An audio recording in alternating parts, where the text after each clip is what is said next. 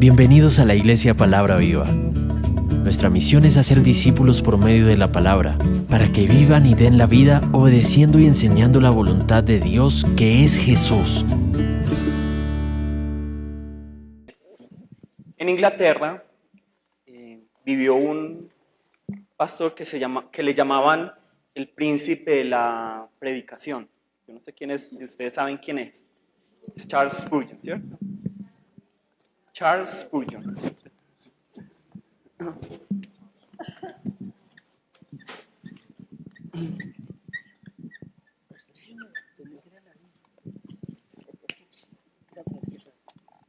Entonces, hay algo muy interesante acerca de él, y es que cuando él predicaba y veía que la gente se quedaba dormida, que el ambiente estaba como pesado, él simplemente hacía esto.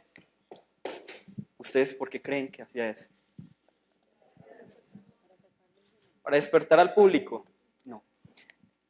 Debajo del púlpito había como una habitación donde estaba gente orando durante la predicación. Entonces, él hacía esto, ¿significa qué? Oren más para que el Espíritu Santo se mueva más. Entonces, en este momento, vamos a hacer esto.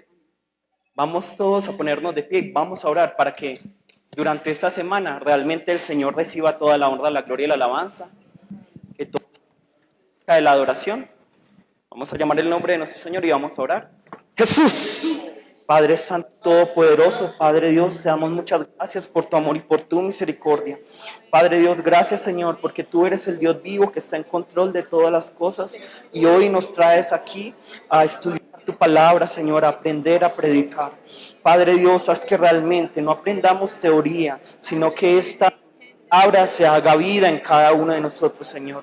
No permitas que ninguno de nosotros el día de hoy, Padre, sea desviado por el enemigo, sea desviado por el diablo, sino que realmente se haga tu voluntad agradable y perfecta, que es que nosotros obtengamos la vida para dar vida, Señor. Obra en cada uno de nosotros. Guíanos, Señor. Guíanos, Padre Santo. Padre Dios, por favor, permítenos ser moldeados por ti, Señor. Que nuestras bocas te alaben y te adoren, que canten salmos, himnos y cánticos nuevos, Señor, a través de tu palabra. Padre Dios, llénanos del Espíritu Santo y utilízanos, Señor, para tu obra. Padre Dios, que ninguno aquí sea exaltado, Señor, sino únicamente tú. Te lo pedimos, Señor, en el nombre de Jesús. Padre Dios, te damos muchas gracias por tu amor y por tu misericordia. Gracias, Señor, por permitirnos hoy estar aquí en esta tarde, y gracias por permitirme tener el honor de estar ante estos hermanos míos. Padre, vienen de muchas congregaciones, pero somos una iglesia. Padre Dios, te pedimos que hoy no cumplamos nuestras expectativas, que hoy no cumplamos las expectativas de los hombres, las expectativas del pastor Diego o mis expectativas o las expectativas de los oyentes, sino que podamos cumplir tus expectativas. Los que realmente hoy podamos aprender algo muy importante, y es que la predicación tiene que hacerse vida. Padre Dios, permítenos realmente llenarnos primeramente nosotros de vida para poder dar vida a otros. Padre Dios, sé tú el único glorificado, sé tú el único exaltado, que aquí ningún miembro, ni ningún pastor, ni ninguna persona con algún cargo en la iglesia sea exaltado, sino únicamente tú. A ti y para ti sea la honra, la gloria y la alabanza. Oramos en el nombre de Jesús. Amén. Y bueno, mi nombre es Dawn Chung Park, ¿cierto? Mi nombre es Dawn y mi apellido es Chung Park. El apellido de mi papá es Chung y el apellido de mi mamá es Park. Entonces, para que sea fácil para recordar, simplemente abajo en inglés, Down. Pero para aquellos que sea muy difícil, simplemente me dicen David, que así es como me llaman algunos amigos, David. Entonces, para que lo recuerden fácil. Entonces, mis padres son coreanos, yo nací en Colombia, y seguramente cuando me vieron por primera vez, lo primero que se imaginaron a quién va a ser el traductor, o cómo le vamos a entender. ¿Será que va a hablar raro el español? Y como ya dijo el pastor, yo soy médico, entonces en el rural eso me ocurría mucho, que llegaba el paciente a consulta, me miraba con los ojos abiertos porque el rural se hace en un pueblito, entonces allá lo último que se ve es un oriental, entonces yo cómo voy a decirle que tengo esa enfermedad. Entonces ahí mismo que yo le digo, ¿qué le pasa pues? Ah, ya puedo hablar tranquilamente. Entonces, creo que me voy a poder dar a entender, que es lo más importante. Y pude estudiar en el Seminario Internacional Teológico de Berea, donde estudió el pastor Diego también. De hecho, unos compañeros míos que serían, digamos, de una promoción mayor, tienen muy buenos recuerdos de él. O sea que tenemos un buen pastor aquí. Y una amiga incluso que se llama Lisa me dijo que la forma en que él explicaba, que veía la palabra, le sorprendía mucho y que aún así suene gracioso, mejor que el traductor, decía ella. Entonces, allá en la universidad lo tienen con un muy buen recuerdo, que realmente es de mucha, o sea, ya son muy exigentes, pero para que lo hayan visto así, él tiene que ser muy excelente. Entonces, realmente demos gracias al Señor por él. Y también para mí es un honor estar con cada uno de ustedes. Realmente yo no soy digno de poder servirles a ustedes, solo soy un siervo, pero voy a dar lo mejor y que sea el Señor quien haga, que no sea yo. Listo. Entonces, hay un problema para mí, que es que yo soy un visitante, yo no soy local. Entonces eso pasa en el fútbol. En el fútbol, ¿quién tiene la ventaja? Obviamente el local. Yo en este momento, obviamente, estoy en desventaja porque no sé ustedes de qué han hablado, no he estado en todos los seminarios que ustedes han estado, entonces no sé qué temática han tratado y sé que ha sido bastante productivo, pero realmente no sé. Pero hoy el tema que quiero tratar es muy importante y sí quisiera que le pusieran mucha atención.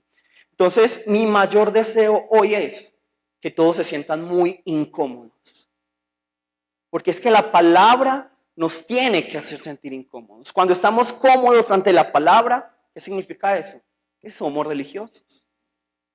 Que la palabra no está haciendo mella en nosotros, que no nos está cambiando, que no nos está transformando. La palabra es vida y nos tiene que cambiar. Entonces eso es lo que yo quiero, que hoy reflexionemos y realmente hablemos acerca de la predicación. Todos seguramente ya saben cómo predicar. Todos ya saben, sí, hay que hablar bien, hay que hablar claro, hay que utilizar ilustraciones, todo eso lo sabe cualquiera. Y si de pronto no lo saben, les voy a escribir algunos textos que pueden buscar, pero de eso no vamos a hablar hoy, ¿cierto? Lean esos dos libros y van a aprender mucho acerca de la predicación. Pero realmente hoy lo que no quiero es decirles, bueno, primer paso, segundo paso, tercer paso, porque así no era Jesús. Jesús no era de metodologías humanas, aunque sí vamos a tratar algunas cosas que nos van a ayudar a organizar bien nuestro sermón, nuestra predicación, pero sé que estos dos libros les van a ayudar mucho. También de pronto algunos de ustedes han escuchado de John MacArthur, él también escribe un libro de predicación que es algo voluminoso, pero que realmente nos va a ayudar mucho para saber cómo ilustrar y todo lo demás. Pero vamos a buscar esto primero. Primera de Corintios 1, 26 al 29. ¿Quién lo podría leer, por favor? Pues mirad, hermanos, vuestra vocación, que no sois muchos sabios según la carne, ni muchos poderosos, ni muchos nobles, sino que lo necio del mundo escogió Dios para avergonzar a los sabios, y lo débil del mundo escogió Dios para avergonzar a lo fuerte, y lo vil del mundo y lo menospreciado escogió Dios, y lo que no es para deshacer lo que es, a fin de que nadie se jacte en su presencia. Amén. Yo quiero hacerles una pregunta que es algo, digamos, controversial. ¿De dónde vienen los mejores predicadores? ¿De Corea, de Colombia, de Estados Unidos? ¿De dónde? ¿Quién me levanta la mano y me dice? Los mejores predicadores, ¿de dónde vienen? De Colombia. ¿De dónde? Yo podría decir de Corea. Un americano podría decir de Estados Unidos. No. Los mejores predicadores no vienen de un país, los mejores predicadores vienen de un lugar que se llama El Secreto. Vienen Los mejores predicadores son formados ante la presencia del Señor. Los mejores predicadores son aquellos que están ante la presencia del Señor de día y de noche. Los que son llenos del Espíritu Santo. Esos son los mejores predicadores. Los primeros que se humillan ante el otro. Esos son los mejores predicadores. De pronto algunos pueden hablar con mucha elocuencia. De pronto algunos pueden hablar con gran poder y entusiasmo. Pero únicamente aquellos que están ante la presencia del Señor pueden transformar vidas y pueden dar vida, que es lo más importante de la predicación. Por eso es que la predicación no puede ser simplemente dar información, sino que es dar vida. El lugar de donde nacen los mejores predicadores no es otro lugar, sino el secreto. El secreto, ¿cierto? Todos entendemos a qué me refiero con el secreto, ¿cierto? Vamos a buscar Gálatas 2, 11, 14. Pero cuando Pedro vino a Antioquía, le resistí cara a cara, porque era de condenar. Pues antes que viniesen algunos de parte de Jacobo, comía con los gentiles, pero después que vinieron, se retraía y se apartaba, porque tenía miedo de los de la circuncisión. Y en su simulación participaban también los otros judíos, de tal manera que aún Bernabé fue también arrastrado por la hipocresía de ellos. Pero cuando vi que no andaban rectamente conforme a la verdad del Evangelio, dije a Pedro delante de todos: si tú, siendo judío, vives como gentiles, vives como los gentiles y no como judío, ¿por qué obligas a los gentiles a judaizar? Amén. Entonces, ¿quién es Pedro? Pedro es una persona muy importante para la iglesia, ¿o no? ¿Tendría el derecho Pablo, según los ojos de este mundo, de llamarle la atención a Pedro? No. Es que Pedro podría haber dicho: ¿tú con qué derecho me dices a mí que no puedo hacer esto? Si yo estuve directo con Jesús, tú simplemente viste una visión. Yo estuve cara a cara con Él, yo lo tocaba a Él. ¿Tú qué es lo que hiciste?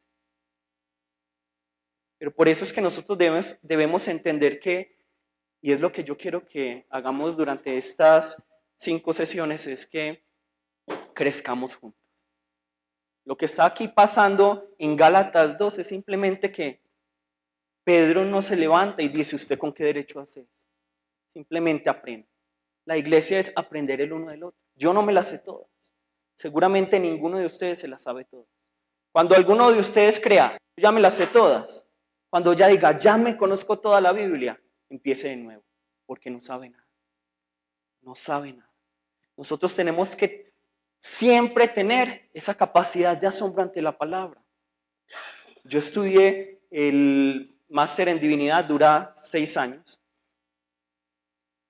Y todavía me sorprende cosas pequeñas. El nacimiento de Jesús. Todo lo que nos tiene para decir el nacimiento de Jesús. Y para muchos es simplemente: sí, no puede ser así, nos tiene que seguir sorprendiendo. Por ejemplo, vamos a buscar algo interesante. Quiero enseñarles acerca de predicación, pero vamos estudiando la palabra, que es lo más importante y lo que más me agrada. Vamos a buscar Mateo 1. Mateo 1, versículos 1 al 17. Seguramente todos han leído este pasaje bíblico, pero especialmente lo leen ¿cuándo? ¿Cuándo? En diciembre. ¿Qué más? Cuando tenemos sueño, ¿cierto? Cuando tenemos sueño, ahí es cuando leemos este pasaje. Todos empezamos: libro de la genealogía de Jesucristo. Nos dormimos. Pero realmente, incluso este capítulo que leemos siempre que leemos Mateo, pero al cual nos hemos acostumbrado, no lo hemos estudiado tanto. No lo hemos estudiado tanto porque, solo es otra genealogía. Solo es otra genealogía. Pero van a darse cuenta que, a pesar de que creemos saber, aunque no sé si de pronto el pastor ya lo ha hecho, no, aunque creemos saber, de pronto no sabemos tanto como creemos. Bueno, de pronto este grupito va a contar cuántas personas son de esa primera generación. ¿Cuántas deberían ser? 14. Aquí también me van a contar la segunda generación, que deben ser ¿cuántos? 14. Y alguien que me cuente, alguien que diga, yo, que me cuente la tercera generación para ver cuántos son. ¿Cuántos deberían ser? 14. ¿Listo? ¿Quién va a contar nombre por nombre? O sea, este grupo cuente la primera. Primero, ¿quién es? Abraham, entonces Isaac, ¿cierto? Ese grupo cuéntelo cada uno. Y aquí el segundo grupo. Recuerden que en Mateo, a diferencia de Lucas, hay mujeres y las mujeres no se cuentan como parte de la genealogía. Listo. Vamos a contar juntos. Primero, Abraham, Isaac, Jacob, ¿cierto? Judá, Fares, ¿cierto? Esrom, Aram, Aminadab, Naasón, Salmón, Booz, Obed, Isaí. ¿Cuántos son? 14. Tienen que ser 14. Perdón, y hasta David, ¿cierto? Tienen que ser 14. Luego, ¿qué nos dice acá? Porque miren que incluso el 17 nos está dando la trampa de Abraham hasta David. ¿Cuántos son? 14. Luego, contamos desde Salomón porque el versículo 17 nos está diciendo desde Abraham hasta David, ¿cuántos son? 14. Luego, Salomón, Roboam, Abías, Asa, Josafat, Joram, Usías, Jotam, Acaz, Ezequías, Manasés, Amón, Josías y Jeconías, ¿cierto? Entonces, ¿cuántos son ahí? 14. Y ahora pongan la atención a esta parte. Listo. Ya contamos a Jeconías, ¿cierto? Desde el versículo 12. Entonces, Salatiel, Zorobabel, Abiud, Eliakim, Azor, Sadoc, Akim, Eliud, Eleazar, Matán, Jacob, José y Cristo. Cristo 13. Cristo 13. Entonces, Mateo se equivocó. Mateo se equivocó y ustedes han leído este libro una y otra vez, pero no leen hasta el 2:17 porque ahí ya se quedaron, ¿qué? Dormidos. Ahí se nos está diciendo algo muy espectacular y es, primero que todo, porque son 14. Porque el número 14, porque Mateo está haciendo tanto énfasis en el 14. Porque D, que es David, en hebreo, porque en hebreo las letras son números, ¿da qué? 14. ¿Cuál es el objetivo de Mateo? Decir, Jesús es ¿qué? Rey. Por eso él hace 14, 14, 14, a pesar de que, digamos, de alguna forma él está quitando personas, pero él está diciendo 14, 14, 14. ¿Por qué? Jesús es Rey. ¿Por qué lo está diciendo? David, DVD. Porque en hebreo no se utiliza ni la A ni la I, no hay vocales. Pero entonces nosotros estamos hablando aquí de la tercera generación de Jesús. Esta tercera, digamos, desde la deportación hasta Cristo. Y vemos que solo hay 13 personas. Pero es que nos falta una por contar. ¿Quién será? María. Aunque legalmente no se debería contar a la mujer, porque miren que anteriormente no contábamos a las mujeres, aquí sí se está contando a la mujer. ¿Por qué? Porque Jesús no es directamente hijo de ¿quién?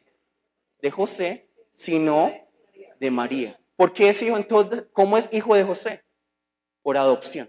Cuando cuando el ángel le dice, ponle por nombre Jesús, ahí está diciendo, adóptalo, pero ya, es un adoptado. Pero por eso es que se puede decir llamar hijo. Entonces se nos está hablando primero que José es linaje ¿qué? Real. Porque la realeza solo viene por linaje masculino. Pero María es ya un linaje muy diferente. Entonces miren que nosotros muchas veces decimos que ya hemos leído mucho la palabra, que la estudiamos tanto, pero cositas como esas, no le ponemos atención y dejamos pasar algo tan maravilloso que nos está diciendo Jesús es rey. Por eso 14, 14, 14. Y también nos está diciendo esta doble, digámoslo, cualidad que tiene Jesús, que es hijo de José, adoptado, pero también hijo de José, de María. O sea, es decir, proviene de la mujer. Y eso nos va a querer decir otras cosas luego diferentes. Pero ese no es el tema principal. Lo que les quiero hacer caer en cuenta hoy es, volvamos a la palabra. Veamos cada cosita de la palabra, porque realmente es muy importante. Preguntémonos. Hoy el pastor John García estaba haciendo un seminario de preguntas. Preguntémonos, ¿por qué será que solo hay 13? ¿Por qué será que hay 14? ¿Por qué será que Mateo hace tanto énfasis en David? Son cosas que nos debemos preguntar. Bueno, ahora el pasaje principal que hoy vamos a utilizar es este. Vamos a buscar Lucas 17, 11, 19. Y aconteció que yendo él a Jerusalén, pasaba por medio de Samaria y Galilea. Y entrando en una aldea, viniéndole al encuentro de 10 hombres leprosos, los cuales se pasaron de lejos, y alzaron la voz diciendo, Jesús, Maestro, ten misericordia de nosotros. Y como él los vio, les dijo, id, mostraos a los sacerdotes. Y aconteció que yendo ellos, fueron limpios. Entonces uno de ellos, como se vio que estaba limpio, volvió glorificando a Dios, y a gran voz, y derribóse sobre el rostro sus pies, dándole gracia, y este era samaritano. Y respondiendo a Jesús, dijo, ¿no son 10 los que fueron limpios? ¿Y los 9 dónde están? ¿No hubo quien volviese y diese gloria a Dios, sino este extranjero? Y díjole, levántate, vete, tu fe te ha salvado. Bien. Qué versículo tan bonito, ¿cierto? Y lo hemos escuchado mucho los que eran católicos en las Eucaristías y los que son cristianos. En muchas prédicas lo han escuchado, que hay que ser muy agradecido, que no podemos ser como los 9, sino como ese que se regresó donde Jesús para darle las gracias. Nosotros tenemos que entender una cosa. ¿Cuántos evangelios tenemos que nos hablan directamente de Jesús? 4, Mateo, Marcos, Lucas, Juan. Cada uno de ellos tiene un énfasis diferente para presentar a Jesús. Por eso es que es muy importante, porque aunque no estuve aquí, estuve escuchando, mientras venía aquí, estaba escuchando la prédica y el pastor John decía algo muy importante. Yo no puedo, no sé si de pronto sí lo entendí bien, yo no puedo utilizar el lenguaje de Mateo para Marcos, para Lucas y para Juan.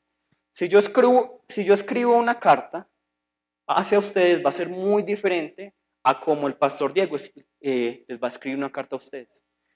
Yo voy a decir, el pastor Diego va a decir, porque me pareció muy, muy gracioso, porque aquí dicen, qué lío, ¿cierto? Que lío es como, no hay lío, no hay problema, ¿cierto? En cambio yo diría, no hay problema.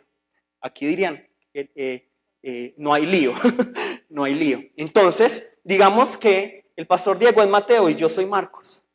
Entonces, ¿qué es lo que va a utilizar el pastor Diego? No hay lío, no hay lío, no hay lío, ¿cierto? Si ustedes tienen lío, entonces vengan a Cristo y dejen sus cargas. Pero yo voy a decir, no hay los que tengan problemas, los que tengan cargas, vengan a Cristo. Yo voy a decir diferente. Entonces nosotros no podemos compartir, digamos, lenguaje, pero otra cosa muy importante es entender cuál es el énfasis de cada uno de los escritores. Eso nos va a ayudar también a cómo predicar. Bueno, entonces, por ejemplo, Marcos. Ustedes cuando leen Marcos, ¿qué lo diferencia, por ejemplo, de Mateo y de Lucas? Porque estos se llaman libros sinópticos, los 3. ¿Qué lo diferencia a él de Mateo y de Lucas? Por ejemplo, lo más claro, ¿cuántos capítulos tiene cada uno de los libros? Es muy cortico. ¿Cómo describe Marcos las cosas? Cortico, muy cortico. Él es como acelerado. ¿Por qué estará tan acelerado? Pali, pali. Entonces, en Corea es pali, pali, es rápido, rápido. Todo es rápido, rápido. Entonces, ¿será que Marcos era coreano? ¿Por qué será que es tan acelerado? Él escribe las cosas. ¿Por qué? Porque él está pensando, Jesús viene mañana. Entonces yo tengo que escribir rápido. Él no se va a poner, es lo mismo que ustedes harían. Si saben que Jesús va a venir mañana, voy a escribir rápido. Para que los que más puedan recibir el Evangelio. En cambio, Mateo y Lucas, aunque están esperando la llegada del Señor, ya ha pasado un poco más de tiempo. ¿Por qué? Porque Marcos es el primer escritor. Entonces, ellos como que han visto y dicen, no, Jesús nos está tardando, pero para nosotros un poquito. Entonces, vamos a ser más detallados para escribir estos evangelios. Entonces, miren que cada uno de los escritores va a tener un énfasis diferente. Y esto es muy importante porque nos va a mostrar caras diferentes de Jesús, que es muy importante. Bueno, entonces vamos a ver una diferencia. ¿Quién me podría decir sin leer qué diferencia hay entre, porque la tentación de Jesús está escrita en Mateo y en Lucas, la diferencia entre la tentación en Mateo y la tentación en Lucas? ¿Qué se diferencia?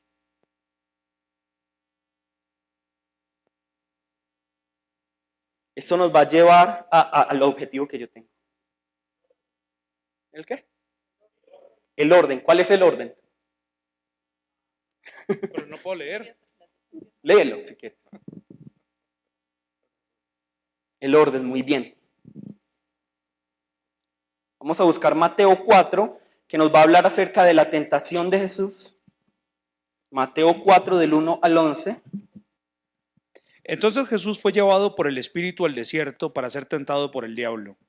Y después de haber ayunado 40 días y 40 noches, tuvo hambre. Y vino a él el tentador y le dijo, si eres hijo de Dios, di que estas piedras se conviertan en pan. Él respondió y dijo, escrito está, no solo de pan vivirá el hombre, sino de toda palabra que sale de la boca de Dios.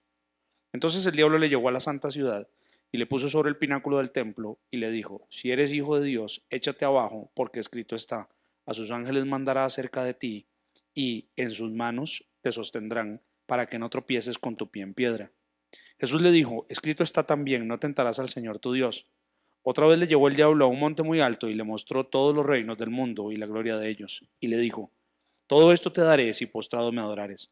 Entonces Jesús le dijo, vete Satanás, porque escrito está, al Señor tu Dios adorarás y a él solo servirás. Y el diablo entonces le dejó, y aquí vinieron ángeles y le servían. Amén. Lucas 4, del 1 al 13.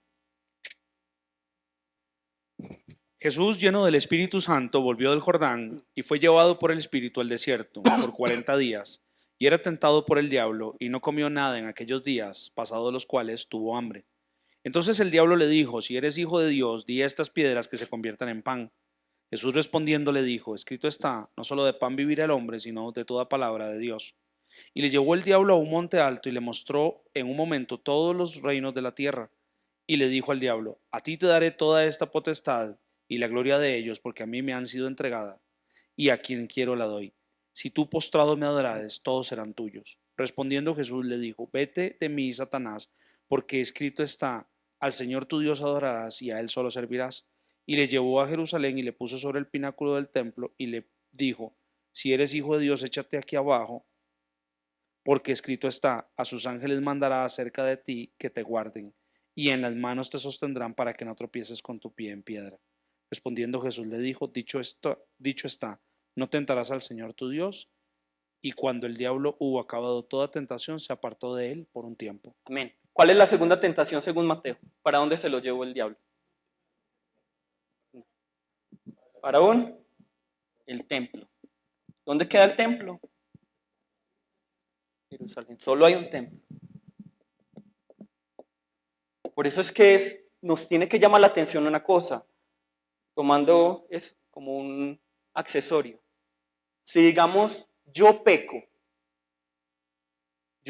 en los tiempos de los judíos, en los tiempos de Israel, digamos, en los tiempos del desierto, yo peco, ¿cuántos tabernáculos existían? Solo uno. ¿Y cuántas tribus eran? 12. Entonces, no todas estaban cerquita del tabernáculo, sino que algunas estaban más lejos. Y ya cuando se establece ese templo, ¿cierto? Ya están mucho más lejos. Entonces, si yo peco, y estoy cerca del tabernáculo o del templo, ¿bueno o malo? Muy bueno. Pero si yo estoy un poquito más lejos del tabernáculo o del templo, ¿bueno o malo? Muy malo. ¿Por qué? ¿Pero por qué la distancia? Porque para yo entregar un cordero tiene que ser sin mancha. Imagínense traerse un cordero desde Medellín hasta Bogotá. ¿Cómo va a llegar? Va a llegar manchado. Entonces yo ahí mismo que el cordero se vomita en el avión, ¿a mí qué me toca hacer? Devolverme para Medellín, traer otro cordero, darle un mareol para que no se vomite, ¿cierto? Pero si digamos bajando el avión se tropieza y se cae, otra vez tengo que comprar un tiquete para Medellín, luego esperar a que tenga el cordero y volver a Bogotá, digamos si en Bogotá estuviera el templo. Y esto nos tiene que llamar la atención, porque ¿quisiera alguien pecar sabiendo eso? No. Pero para eso hay otra clase que es muy diferente. Bueno, templo, Jerusalén. Luego, ¿qué viene? Allá, el monte. ¿Qué dice en Lucas? Primero el pan, luego el monte y luego Jerusalén. ¿Qué nos quiere decir esto? Nosotros vemos que está contando la misma historia, o es que Jesús fue tentado en dos momentos diferentes. No, está contando la misma historia, pero Mateo tiene un objetivo claro cuando él escribe su historia. Y esto no le va a quitar, digamos, veracidad a la palabra. Porque es que algunos, por ejemplo, cuando contamos un cuento, algunos cuentan es que algunos son tan malos contando chistes que cuentan el final al principio y al final cuentan el inicio y viceversa, y ahí lo dan. Pero Mateo hace eso, pan, Jerusalén, monte. Mientras que Lucas hace diferente, y como ya les dije, eso no le va a quitar veracidad a la palabra. Pan, monte, Jerusalén. ¿Por qué será que Mateo, con qué pensamiento Mateo está escribiendo esto? Como si estuviera haciendo esto, ¿cierto? Como si estuviera haciendo esto. Esto es un plano, luego sube, sube, sube. ¿Por qué estará haciendo esto Mateo? ¿A quién nos recuerda? A Moisés. Totalmente a Moisés. ¿Qué es lo que quiere decir Mateo? En Jesús tenemos un mejor Moisés. Tenemos un mejor Moisés. Por eso es que si ustedes ven la historia de Mateo, siempre es como relacionándolo con el Antiguo Testamento, con la ley. Y por eso si ustedes no quieren leer el Antiguo Testamento, aunque obviamente no debería pasar, pero quieren conocer todo lo que hizo Jesús por ustedes, lean Mateo. Porque Mateo está justamente ahí, entre todo el Antiguo Testamento y el Nuevo Testamento. Si ustedes quieren conocer el Antiguo Testamento, lean Mateo. Mateo está hablándole a judíos. Entonces, por eso es que él va a utilizar tanto, y escrito está, y escrito está, y escrito está, y miren a David, y mire todo esto, mientras que otros de pronto no lo hacen. Pero Lucas tiene otro énfasis. ¿Cuál es el énfasis de Lucas? Jerusalén. Jerusalén. Y es por eso que hoy nosotros leímos algo muy importante, que es Lucas 17:11, que dice, yendo a Jerusalén, yendo a Jerusalén.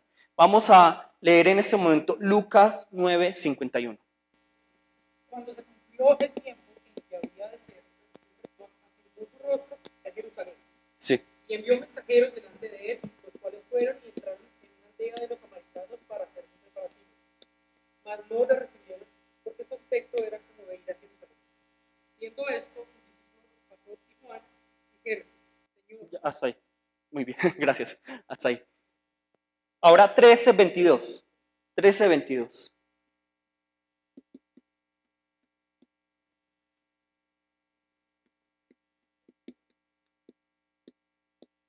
Pasaba Jesús por ciudades y aldeas, enseñando y encaminándose a Jerusalén. Muy bien, gracias. Entonces miren que desde el 9:51 hasta 19:27 vamos a encontrar una característica, y es que Jesús hace un milagro, Jesús hace una enseñanza, Jesús hace alguna cosa y siempre dice, y Él iba ¿para dónde? Para Jerusalén. Para Jerusalén. Pero lo gracioso es que es la segunda parte. Él está en Judea y Samaria.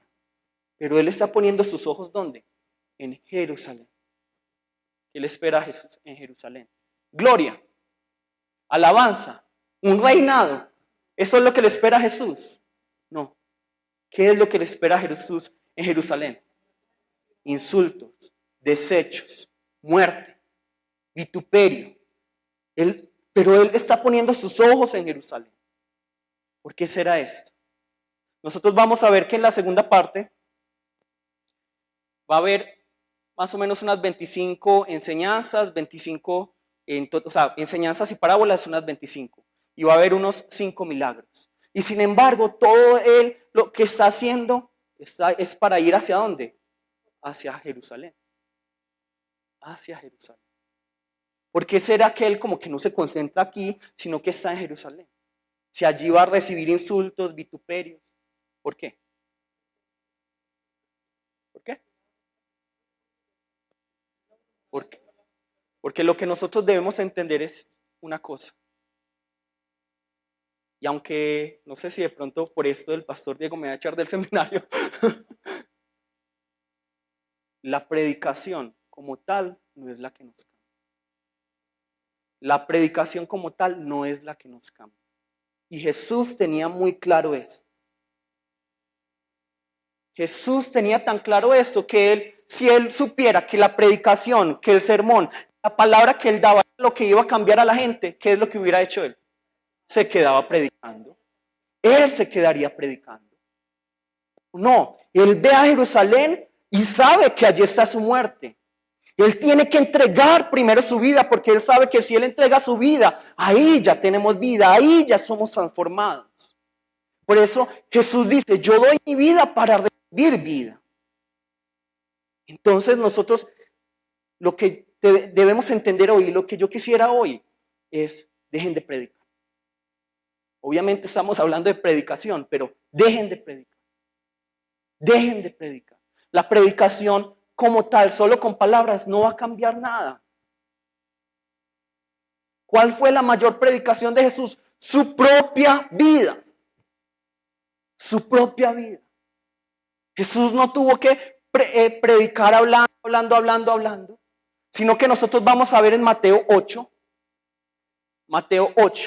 del 1 al 4. Cuando descendió Jesús del monte,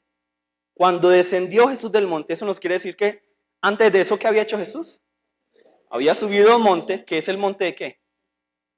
No, el monte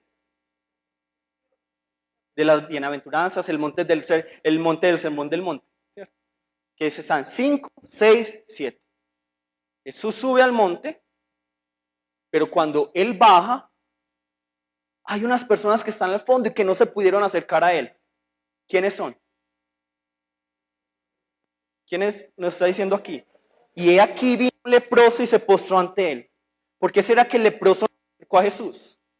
No podía por la ley. Lo apedreaban. Es que imagínense, ¿cómo sería, digamos que alguno de ustedes le da lepra en este momento? ¿Qué es lo que tiene que hacer? Salir. No solo salir. Antes de eso. ¡Inmundo! Yo soy inmundo, yo soy un leproso, yo soy un pecador, soy un leproso, mírenme, soy un leproso, soy un inmundo. ¿Dónde va a estar toda la atención? El pastor Diego aquí, sí, la palabra de Dios, y de repente alguien está, soy un leproso, soy un inmundo. ¿Qué es lo que va a pasar? Todos van a estar, no, sí, el pastor Diego está predicando tan bueno que no importa que él esté gritando, no. Todos se van a voltear a esa persona. Entonces aquí este leproso se acerca a Jesús ya cuando Jesús baja del monte, cuando él seguramente quería, ¿dónde estar? En el monte, escuchando la predicación. Pero entonces le dice ese leproso, Señor, si quieres puedes limpiar. Señor, si quieres puedes limpiar. ¿Y qué hace Jesús? En el nombre de Jesús, ¡fuera demonio! En el nombre de Jesús, el Padre es el creador de todas las cosas, el sanador. Tú tienes que creer, tienes que creer. ¿Qué es lo que hace Jesús primero?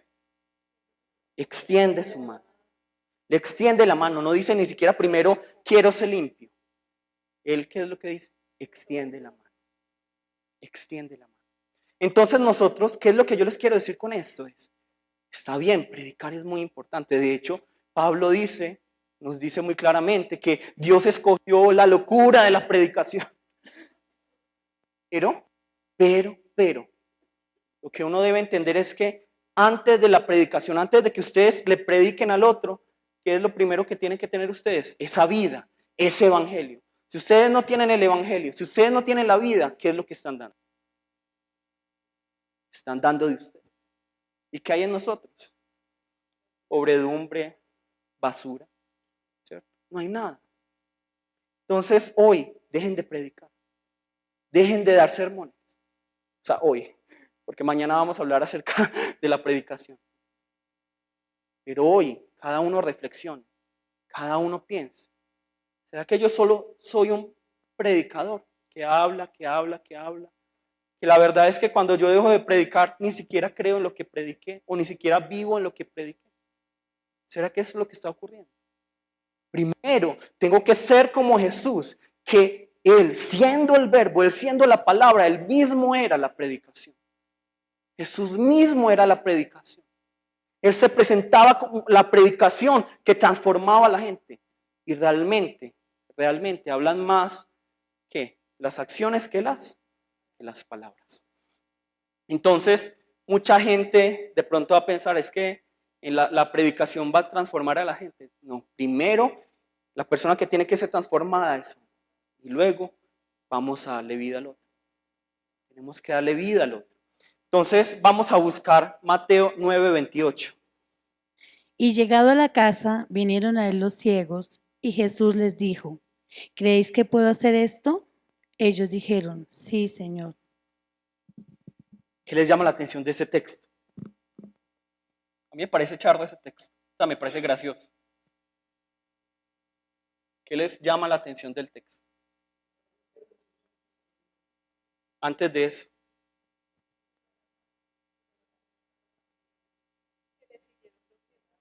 Bueno, ¿quiénes de ustedes saben dónde vive el pastor Diego? Bueno, van a cerrarme los ojos y van a ir en ese momento hasta la casa del pastor Diego. ¿Qué nos está diciendo aquí la palabra? Y llegado a la casa vinieron a él los ciegos. ¿Cómo vinieron los ciegos? Ahí no está diciendo que le trajeron los ciegos. Porque cuando le traían enfermos, los traían, dice en la palabra. Pero acá dice, vinieron los ciegos. Le siguieron a él. Nosotros vemos algo a mí me parece espectacular. Como todos sabemos, reconozcamos los hombres.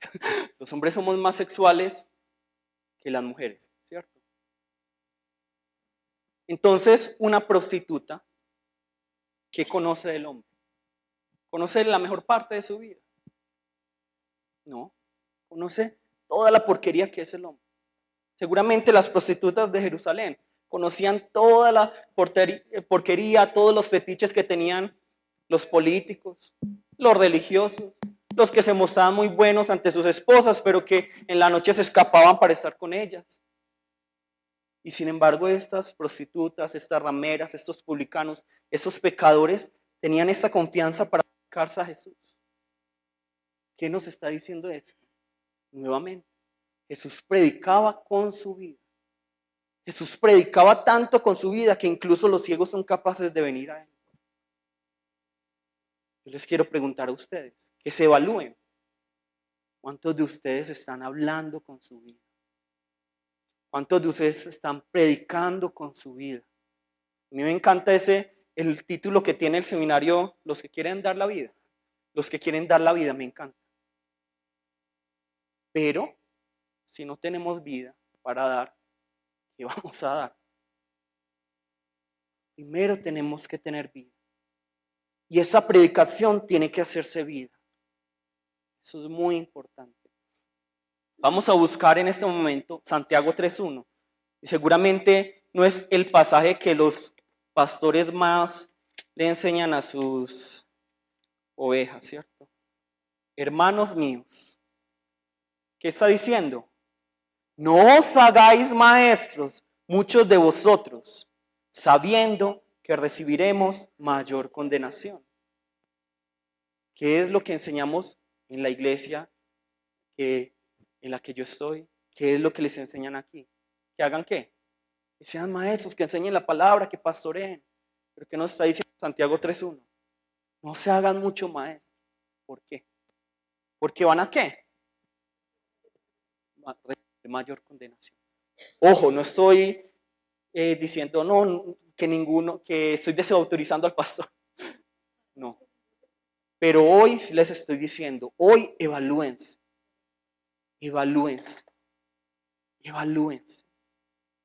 Examínense cómo están predicando la palabra.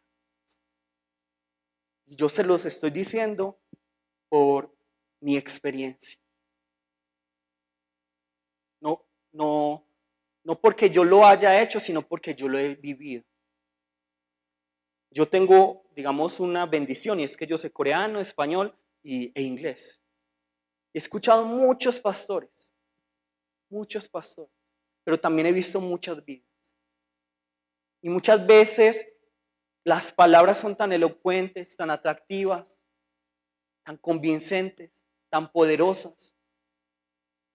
Pero a la final, ¿qué? ¿Uno qué ve en la vida de esas personas? Nada. ¿Qué va a pasar con esas personas? Van a recibir mayor condenación. Mayor condenación. Quitémonos una idea. Nosotros somos alma, cuerpo, espíritu, eso es claro.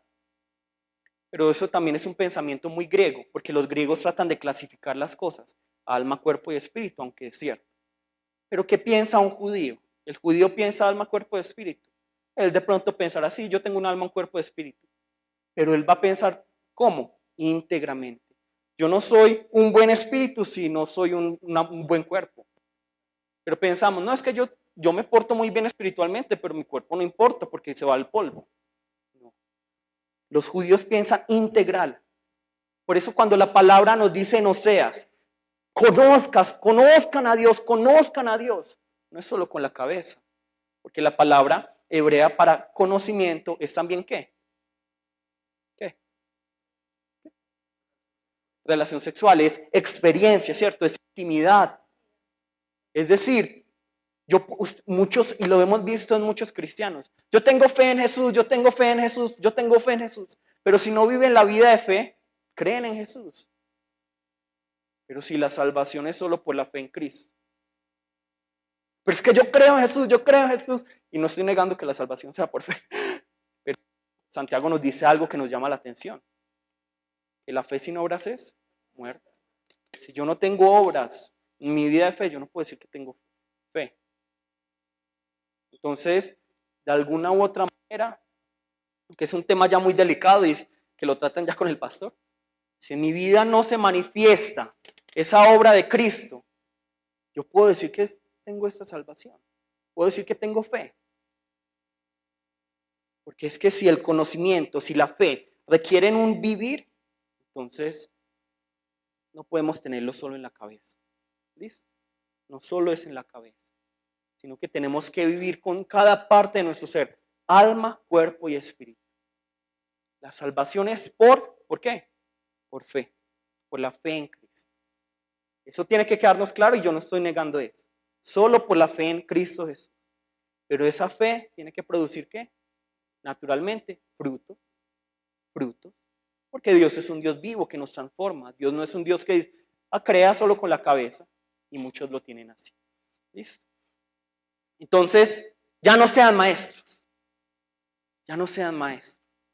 Vuelvan a ser discípulos. Vamos a leer Mateo 5, 19, 20.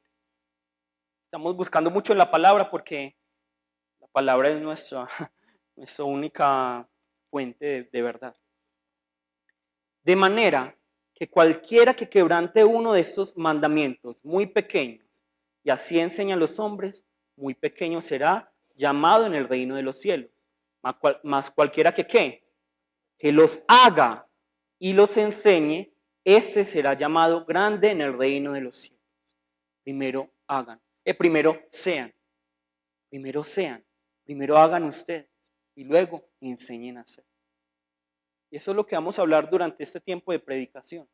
Si yo no vivo esa palabra que estoy enseñando, si en mí el evangelio no es una realidad, yo estoy echándole cháchara y un mensaje positivo a muchos cristianos.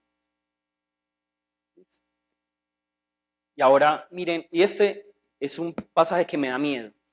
Lucas 12, 41, 48. Entonces Pedro le dijo, Señor, ¿dices esta parábola a nosotros o también a todos? Y dijo el Señor, ¿quién es el mayordomo fiel y prudente al cual su señor pondrá sobre su casa para que a tiempo les dé su ración? Bienaventurado aquel siervo al cual, cuando su señor venga, le halle haciendo así.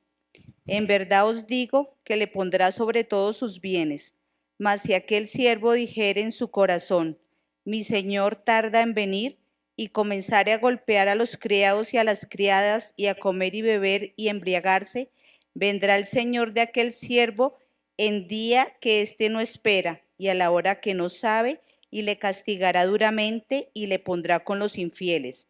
Aquel siervo que, conociendo la voluntad de su señor, no se preparó ni hizo conforme a su voluntad, recibirá muchos azotes, mas el que sin conocerla hizo cosas dignas de azotes, será azotado poco, porque a todo aquel a quien se haya dado mucho, mucho se le demandará, y al que mucho se le haya confiado, más se le pedirá. Amén.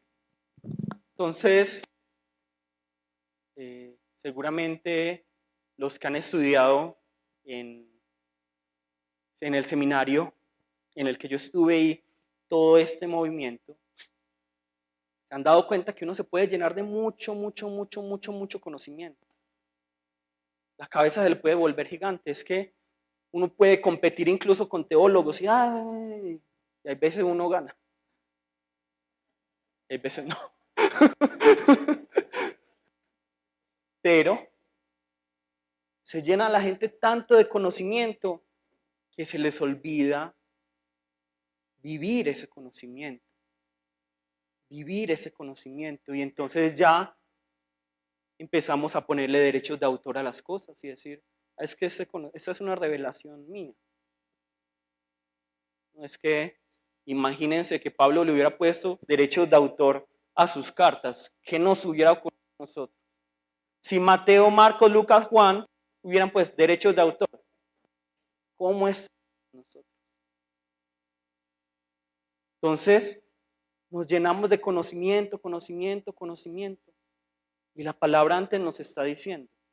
Y es lo que yo estoy tratando de hacer en la iglesia en la que estoy pastoreando, porque también ocurre, seguramente, no sé si de pronto aquí, pero en muchas partes ocurre, que nos llenamos de conocimiento, y ya empezamos como a subir. Pero, por eso es que yo incluso les digo a los miembros, más bien conozcan poco, pero vivan lo poco que conocen. Obviamente hay que estudiar la palabra y la palabra nos manda a conocerla, a conocer. No estoy diciendo no estudien, estudien mucho. Pero lo que estudien, lo que vayan conociendo, ¿qué tienen que hacer? Vivirlo. Porque es que miren lo que nos dice aquí la palabra. El 47. Aquel siervo que conociendo la voluntad de su señor, no se preparó ni hizo conforme a su voluntad, ¿qué? Recibirá muchos azotes. ¿Quién es aquí es masoquista y quiere muchos azotes? Levante la mano. Nadie quiere azotes. Y aquí nos dice, mas el que sin conocerla hizo cosas dignas de azotes, será azotado poco. Porque a todo aquel a quien se haya dado mucho, ¿qué? Mucho se le demandará, y al que mucho se le haya confiado, más se le pedirá. O sea que de alguna u otra forma ahorita pueden linchar al pastor Diego porque les ha enseñado mucho. Porque ¿qué es lo que les va a pasar a ustedes? Más se les va a pedir. Más se les va a pedir. Más se les va a pedir. Y eso va a pasar también allí en el seminario donde yo estaba. La gente está así, cabezona. Pero ¿qué va a pasar cuando llegue el día del juicio? ¿Y dónde está el fruto? Señor, pero es que yo conozco las 6 voluntades, Señor, pero es que yo conozco los 3 voluntades. ¿Te digo en qué versículo está? No, pero es que, hijo mío, yo no fui quien le puse capítulo 5, versículo tal. Yo ni siquiera me sé esos números, va a decir Dios, digámoslo así, ¿cierto?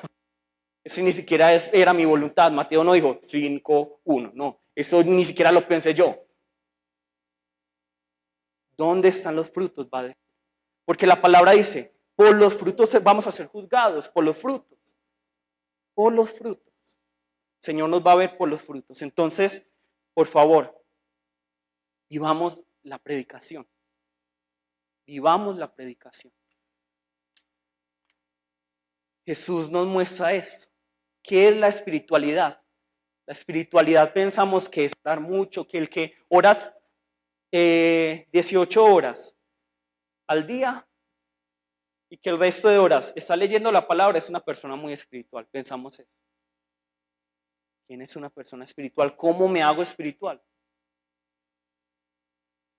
Ustedes que son, digámoslo, no pastores como nuestro pastor Cristo, sino como pastores de los que pastorean ovejas como Pedro.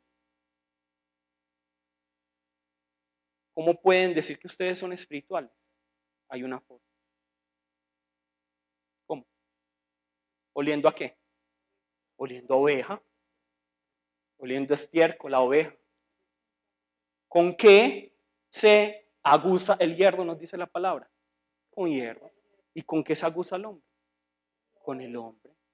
Si ustedes están únicamente en un altar, en un púlpito, lo que sea, simplemente hagan, la palabra dice esto, pero no están con las ovejas, luchando a veces con enemistades y luego, ay, perdón, yo me equivoqué, ay, sí, yo te amo, ay, no, tengo mucha rabia, pero perdóname, sí.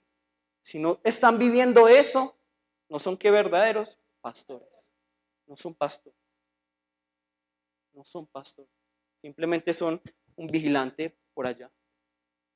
Nosotros tenemos que ser pastores de ovejas, que nos juntemos de ovejas y así nos hacemos más espirituales, obviamente con la palabra y la oración. Pero la espiritualidad se gana primeramente también, ¿con qué? Con esa gente, ¿cierto? Con el juntarnos de gente, con ir donde la persona con mayor estatus social, con el que tenga menor estatus social, con el que tenga mayor educación y menor educación. Allí es donde nosotros debemos estar. ¿Qué es lo que hizo Jesús? Y siempre se los repito en la iglesia. ¿Amar a quién? Al que se lo merece, al que no se lo merece. ¿Perdonar a quién? Al que no se lo merece. ¿Y servir dónde? En el lugar más bajo, sin excusas. Y eso es lo que nos falta. Amar al que no merece ser amado, perdonar al que no merece ser perdonado y servir en el lugar más bajo sin excusas. Pero siempre tenemos una excusa para no servir, digamos, en los lugares bajos. Yo los invito. No sé cómo es aquí el grupo de aseo. Ojalá fueran todos. Que todos estuvieran peleando. Que me toque hoy el baño. Que me toque hoy el baño. Que me toque hoy el baño.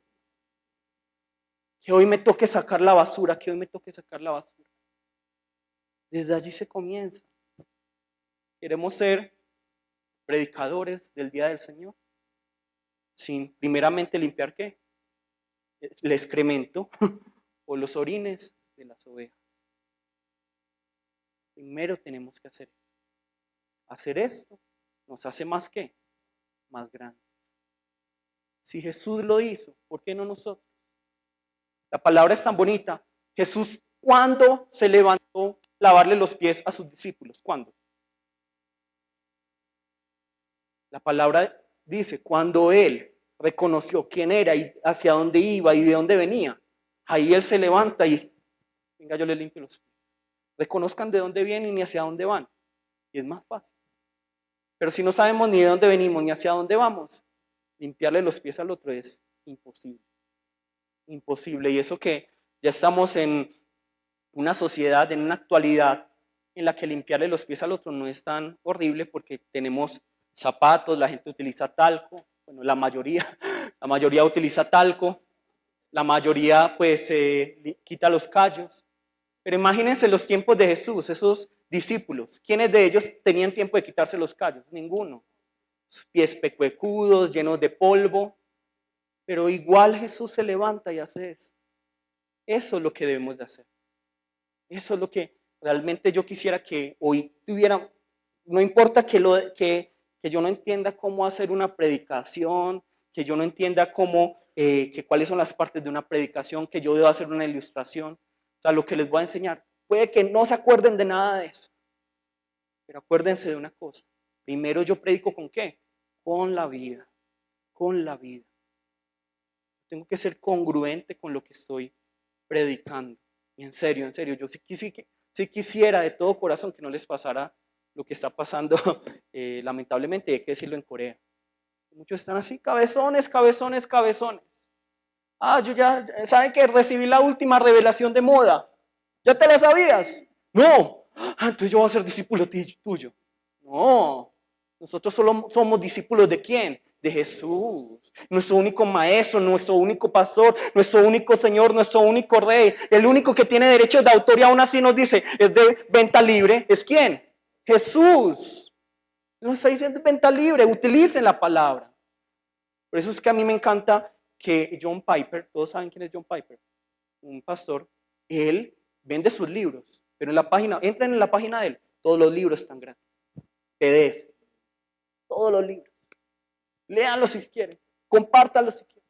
¿Por qué? Porque es que la revelación de Dios, si es gratuita, si yo recibí la palabra de Dios gratuitamente, si yo recibí la gracia gratuitamente, ¿cómo la debo dar? Por gracia. Por eso es que a mí me parece espectacular y yo no sé cuántos de ustedes aprecian, de pronto la primera vez, porque eran pensando, ¿yo cómo voy al seminario? ¿Cuándo es julio? En julio, ¿cómo voy a ir al seminario si no tengo ni dónde caer muerto, no tengo ni 1,000 pesitos para el pasaje? Pero aún así es gratis, entrada libre. ¿Cuántos de ustedes han ido a un seminario bíblico y cuánto les cobran? Es demasiado caro, demasiado caro. Aprovechen esta oportunidad y no es como para echarle rosas, se dice así, ¿cierto? Tirar flores, ¿cierto? A la iglesia o al pastor Diego. No, aprovechen que es que esto significa que el Espíritu de Dios está obrando aquí, ¿cierto? Que el Señor tiene un propósito con cada uno de ustedes, porque solo los que el Señor trae son los que tienen esta oportunidad de luego utilizar estas herramientas preciosas y luego ¿qué? Llevarlas. Es que nosotros tenemos que ver la Biblia así y también así. Hay una parábola de Jesús que nos dice que un hombre se encontró un tesoro en un terreno, ¿cierto? ¿Y qué fue lo que hizo? Vendió todo lo que tenía y ¿qué fue lo que hizo luego? Y compró el terreno. Bueno, muy bueno para el que compró el terreno. Volteemos las cosas. Muy malo ¿para quién? ¿Para el que lo vendió? Para el que lo vendió. Muchas veces no sabemos lo que tenemos, como dicen muchos, no sabemos lo que tenemos hasta que lo perdemos. Hasta que lo perdemos. Muchas veces vendemos el terreno por decir, no, es que peleé con un hermano y me cae muy mal. Yo no voy a volver a la iglesia. No puede ser así. Si la palabra nos dice, y todos los días oramos, perdónanos nuestras deudas, así como también nosotros perdonamos a nuestros deudores. ¿Y cómo termina esa sección? Si ustedes perdonan, ¿qué pasa? Van a ser perdonados, pero si no, ¿qué? No van a ser perdonados. Pero por fe eres perdonado. No, Mateo, Jesús está diciendo, si tú no perdonas, no eres perdonado. Y eso es lo que nos dice la palabra del Señor. Pueden cambiar de iglesia a iglesia, iglesia a iglesia. Y nunca van a encontrar una iglesia perfecta. Y esta no lo es y ninguna lo es.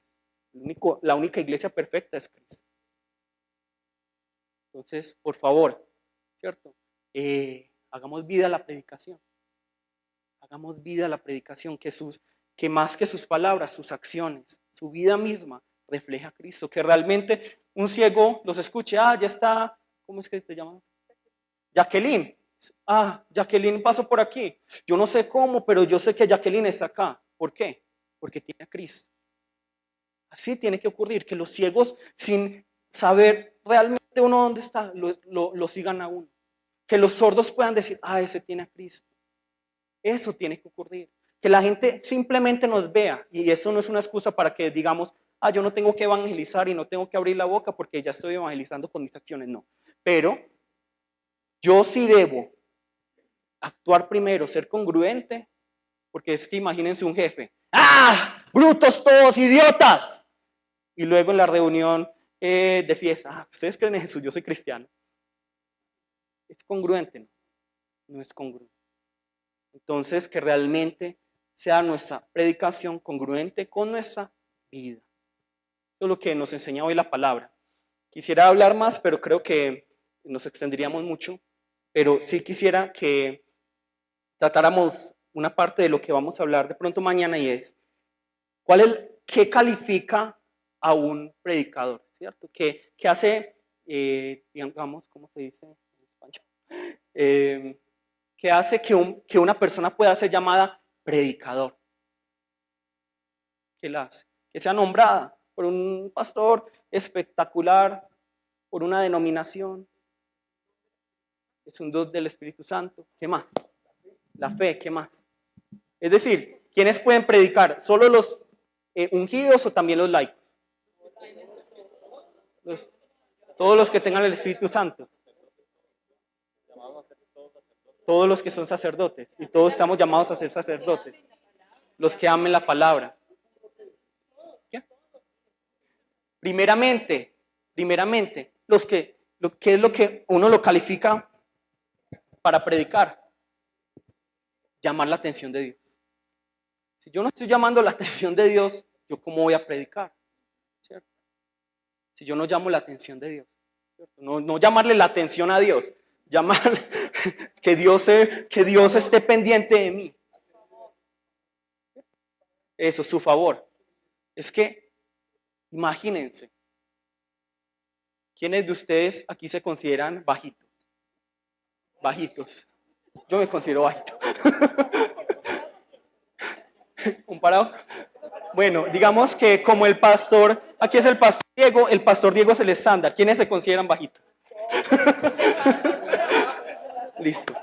Entonces, ¿cuántos de ustedes que se consideran bajitos se hubieran montado como Zaqueo al árbol para llamar la atención de Jesús? Es que a mí me sorprende una cosa también. ¿Qué tan buenos amigos tenía este paralítico? Es que excelentes amigos. Para que luego desde el techo lo baje.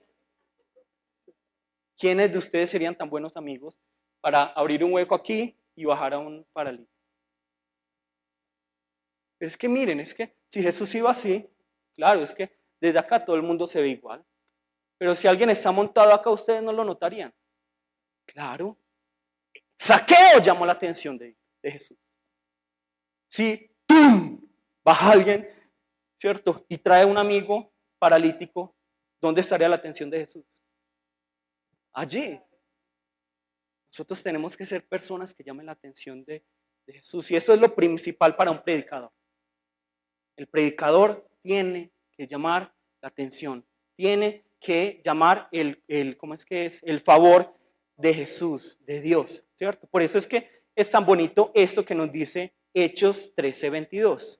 Que David era ¿qué? Conforme al corazón de Dios. Conforme al corazón de Dios. Cuando nosotros vemos la palabra corazón en hebreo es levá o lev, que significa ¿qué? Corazón. Pero cuando hablamos de corazón es también intención, disposición, motivación. Entonces el Señor conoce la motivación de cada uno. Llamen la atención de Dios, llamen la atención de Dios. Nosotros, aunque sea gracioso, pues no sé si suene muy raro, podemos convencer a Dios. ¿Qué fue lo que hizo Abraham? Cuando Dios le dijo, voy a destruir Sodoma y Gomorra. Ay, Señor, Señor. De alguna manera, eso es. Pero Abraham utiliza todos estos instrumentos para llamar la atención de Dios. Y eso es lo que cada uno de ustedes como predicador debe hacer primero. Llamar la atención de Dios. Llamar la atención de Dios. ¿Listo? Entonces, para que mañana continuemos aquí, ¿cómo yo me califico como predicador? ¿Quién puede ser un predicador? Si realmente son los laicos o solo son los sacerdotes, ¿cierto? O solo son los pastores o unos ungidos quienes están llamados a predicar la palabra. Eso es lo que vamos a ver mañana. ¿Listo? Entonces, como todo, tiene que comenzar con oración y todo tiene que terminar con una oración. Hoy no le vamos a orar al Señor, Señor, hazme el mejor predicador de Colombia. No. Señor, hazme el mejor predicador, que yo conozca todos los secretos de la Biblia. No. Vamos a pedirle, Señor, permíteme primeramente vivir tu evangelio y que realmente ese evangelio sea transmitido, que ese evangelio sea regado a través de nosotros, que realmente la vida sea transmitida a través de nosotros, que realmente nosotros demos la vida. Vamos a llamar el nombre de nuestro Señor y vamos a orar. Jesús, Padre Santo y Todopoderoso, Padre Dios, te damos gracias por tu amor y por tu misericordia. Padre Dios, te pedimos, Señor, por este tiempo y te pedimos que por favor nos permitas a cada uno de nosotros dar nuestra vida, pero primeramente llénanos de vida, Señor, llénanos de tu vida, Padre, llénanos de la vida, Padre, que proviene de ti. Padre Dios, acércanos a tu presencia, acércanos a tu presencia, acércanos a tu presencia. Permítenos traer a las demás personas a tu presencia. Padre Dios, ayúdanos, Señor, a realmente estar llenos de vida, para dar la vida a otros, Señor. Padre Dios, permite que el Evangelio se haga realidad, que se haga vida en nosotros, que el Evangelio, Padre Santo, realmente nos transforme a nosotros, para que nosotros podamos transformar a otros. Padre Dios, por favor, obra con poder, obra con vida en cada uno de nosotros, que ninguno aquí siga igual, que ninguno aquí, Padre, siga en las mismas, que ninguno aquí, Padre Dios, siga siendo un siervo perezoso o un siervo que conociendo tu voluntad no hace. Padre Dios, por favor, obra en cada uno de nosotros y permítenos construir sobre la roca sólida que es Cristo Jesús. Padre, obra en nuestras vidas, obren, Padre Dios, realmente en cada uno de nosotros, Señor. En este momento vamos a orar cada uno de nosotros. Vamos a orar cada uno de nosotros por las iglesias aquí representadas. Y vamos a orar para que no nos llenemos solo de conocimiento, sino que realmente esas iglesias no se llene de personas con mucho conocimiento, sino que se llene de vida, que esta vida sature a cada una de las iglesias hoy representadas. Vamos a llamar el nombre de nuestro Señor y cada uno ore por su iglesia. Jesús, Padre Santo y Todopoderoso, Padre Dios, te pedimos, Señor, por las iglesias, Señor. Yo te pido, Señor, por cada una de las iglesias aquí representadas, Señor. Padre Dios, Señor, yo te pido, Señor, por la iglesia hoy que nos invita a la palabra iglesia viva, Padre Dios, palabra viva, Padre Dios. Yo te pido, Señor, también por Dios Santo, Señor. Yo te pido, Señor, por cada una de las iglesias aquí en Bogotá. Te pido por cada una de las iglesias en Medellín. Te pido por cada una de las iglesias en Venezuela, en Colombia, en toda Latinoamérica, Señor. En todo el mundo te pedimos, Señor, obra con poder, Señor. Padre Dios, por favor, ayúdanos a honrarte, ayúdanos a glorificarte, ayúdanos a exaltarte, a reconocer tu voluntad agradable y perfecta, a vivir únicamente para ti, Señor. Padre Dios, haz que las iglesias, Padre Dios, estén llenas de gente humilde, que estén para servir, que estén para adorarte únicamente a ti, Padre Dios. Señor, Padre Dios, recibe tú toda la honra, la gloria y la alabanza, Señor. Padre Dios, por favor, obra con poder, Señor, obra con poder, Padre.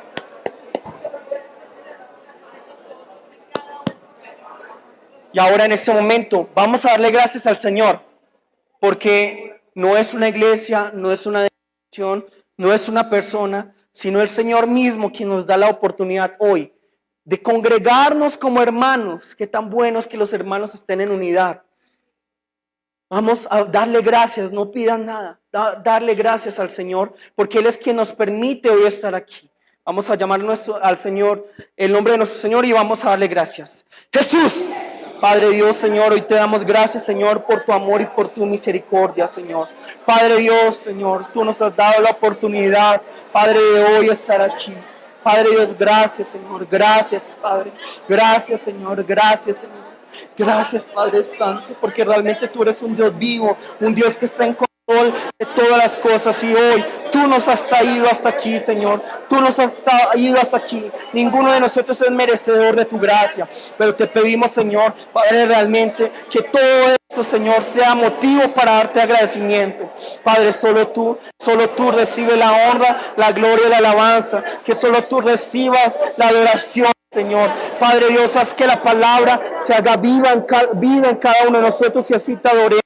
Padre Dios, sé tú exaltado, sé tú honrado, Señor, sé tú honrado y glorificado. Únicamente tú, Señor, únicamente tú, Señor, que solo para ti, Abba Padre, sea la honra, la gloria y la alabanza, solo para ti, Señor, solo para ti, Padre. Padre Dios, Abba Padre, te damos gracias, Señor, por tu amor y por tu misericordia, Señor. Padre Dios, te damos gracias por la oportunidad que nos das hoy de ser realmente iglesia, porque antes solo éramos comunidades repartidas por toda Latinoamérica, pero hoy realmente nos reunimos como iglesia, como esa parte del cuerpo de Cristo que desea conocerte, adquirir las herramientas, la destreza, la habilidad para ir a llevar tu evangelio. Padre Dios, no permitas que ninguno de los pastores, de los que hoy durante toda esta semana están enseñando, que ninguno de los que esté sirviendo, que ninguno aquí en este día o durante toda esta semana saltado, que ninguno de los que está aquí sea enaltecido, sino que únicamente para ti, oh Señor, sea la honra, la gloria y la alabanza. Padre Dios, hoy te damos gracias porque realmente nos permites tener esa oportunidad de estudiar tu palabra, de buscar las herramientas para ser mejores predicadores, pero antes que todo, mejores transmisores de vida. Padre Dios, permítenos a cada uno de nosotros, como te decía ahora, no llenar las expectativas de los hombres, sino llenar tus expectativas. Padre Dios, permítenos llamar tu interés, permítenos ser ese Zaqueo que se monta a ese árbol, permítenos ser como esos amigos, tan buenos amigos que bajaron a ese paralítico para que fuera visto por Jesús. Padre Dios, por favor, llénanos de vida para dar vida, que no ocurra, Padre Dios, como le pasó al pueblo de Israel, que recibieron el maná y por guardarlo se pudrió. Padre Dios, que nosotros no guardemos la palabra para nosotros, que no guardemos la vida para nosotros, sino que realmente seamos vaciados para que tú nos llenes nuevamente. Llénanos de vida, te lo pedimos, Señor. Y hoy te pido, Señor, porque sé que de pronto muchos vienen con dificultades, de pronto muchos vienen con preocupaciones. De pronto hoy algunos están sacrificando, durante esta semana tienen que sacrificar cosas, pero te pedimos, Señor, que seas tú quien proveas, que proveas cada cosa, que soluciones todo lo que tenga que ser solucionado y nos muestres que el dedo de Dios, el poder de Dios está con nosotros. Padre Dios, para ti la honra, la gloria y la alabanza. Danos fuerzas, danos gozo, danos mucho amor para los hermanos y te pedimos, Señor, que nos permitas ser esa iglesia que transforme a Bogotá, a Cundinamarca, a Colombia y a Latinoamérica completa, Señor. Padre Dios, no nos permitas seguir siendo únicamente consumidores de la fe, sino en este momento que seamos realmente personas llevadas, Padre, a todas las naciones, que nosotros seamos aquellos que realmente llevan el evangelio de Cristo a todas las naciones. Padre, úsanos, no importa quién haya llegado, quien tenga un estatus alto o bajo, quien haya tenido una buena educación, una mala educación. Úsanos, porque tú utilizas al necio para avergonzar a aquellos que se creen sabios. Tú utilizas al débil para avergonzar a aquellos que se creen fuertes. Padre, todos aquí reconocemos, somos débiles y dependemos de ti. Padre, obra, Señor, obra en cada uno de nosotros. Te damos gracias y te alabamos. Oramos en el nombre de Jesús. Amén. Padre nuestro que estás en los cielos, santificado sea tu nombre. Venga tu reino, hágase tu voluntad como en el cielo. Y también el pan nuestro de cada día, danos hoy. Perdónanos nuestras deudas, como también nosotros perdonamos a nosotros. No nos dejes caer, mas líbranos del mal, porque tuyo es el reino, el poder y la gloria por todos. Un aplauso para nuestro Señor.